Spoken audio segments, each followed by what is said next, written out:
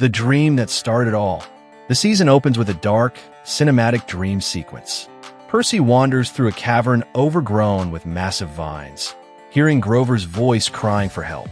A monstrous shadow moves in the background, half goat, half nightmare. Grover, dressed in a strange wedding gown, whispers, "He's coming," before the ground collapses.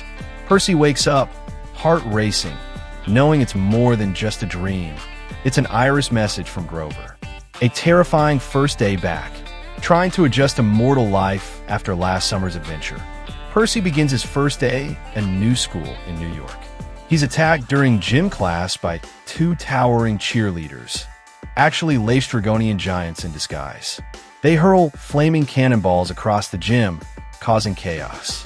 Percy tries to fight back discreetly, but his cover is blown until Annabeth appears from nowhere, knocking one giant into the bleachers and throwing her Yankees cap to Percy so he can vanish and escape. A new quest brewing. At Camp Half-Blood, Percy learns the magical borders are failing. Monsters are slipping in, and Talia's pine tree, which guards the borders, is poisoned.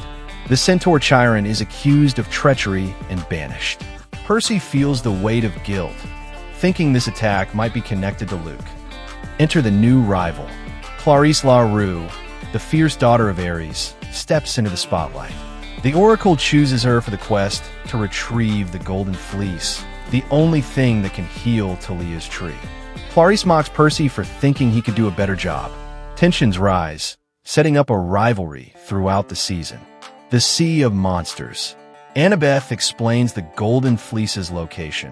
The Sea of Monsters, known to mortals as the Bermuda Triangle.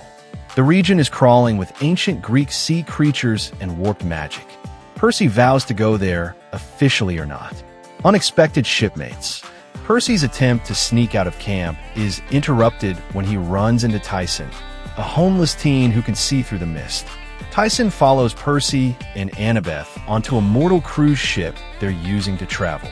During the trip, Percy learns Tyson is a Cyclops, and shockingly, his half-brother, also a son of Poseidon.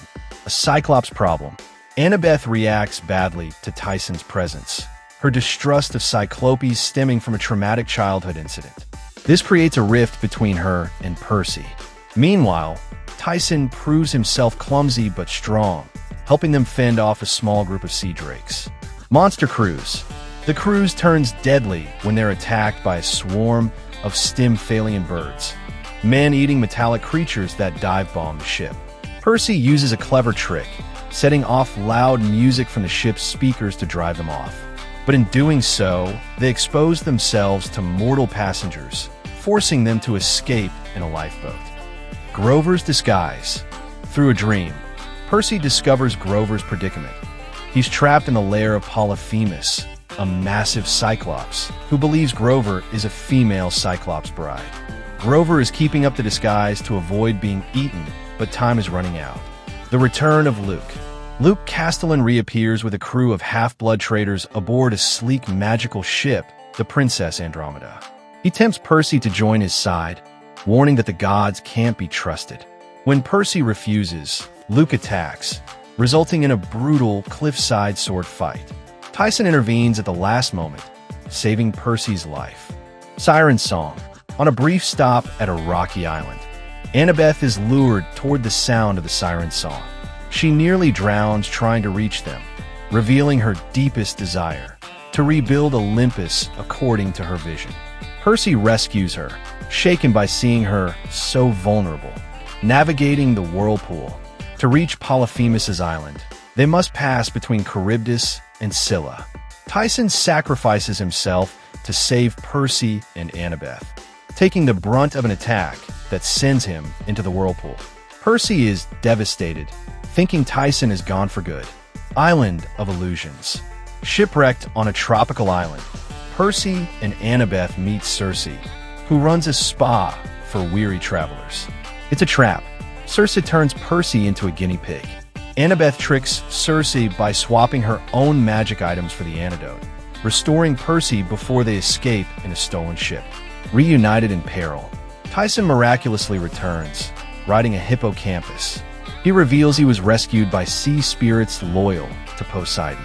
The reunion strengthens Percy's trust in him, and even Annabeth begins to warm up to Tyson's loyalty.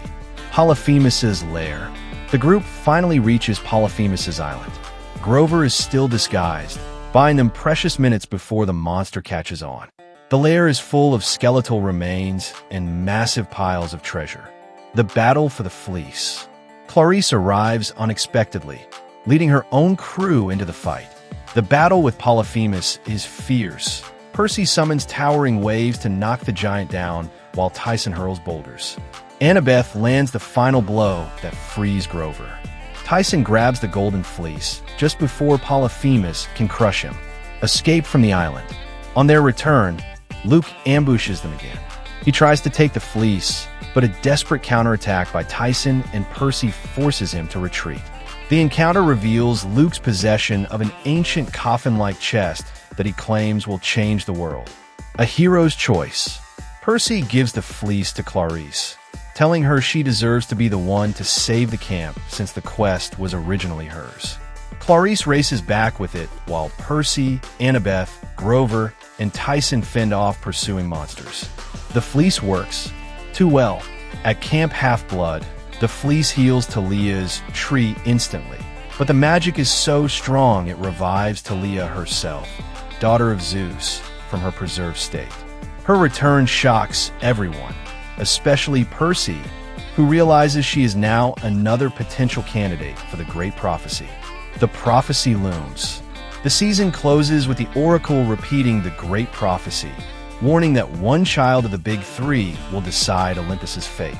Meanwhile, Luke kneels before Cronus's coffin aboard the Princess Andromeda. The lid begins to crack, and golden light spills out, ending the season on a chilling cliffhanger.